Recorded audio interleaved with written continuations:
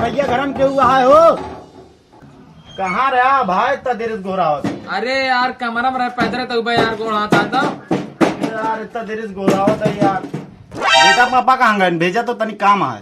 पापा पापा कहाँ ससुरारी? मम्मी कहाँ गया बेटवा? मम्मी को भेजा। मम्मी का आड़ी बाड़ी में पढ़ावा है। बड़ी बड़ी पढ़ावे कब चला गई है?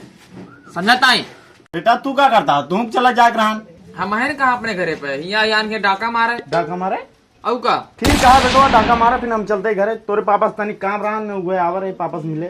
चलो ठीक है। ठीक है डाका मारे चलते। आजा। कसं मंगल आवर का? नहीं सरदार काज नहीं किया हमारे बाबू को हम बता रहे ससुरारी का हमारे बाबू। और करे तुझे बाबू कैसे यहाँ पूछत आ गए?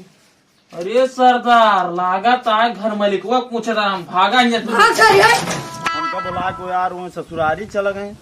डाका पूरी तुरी ऐसी तैसी सारी डाका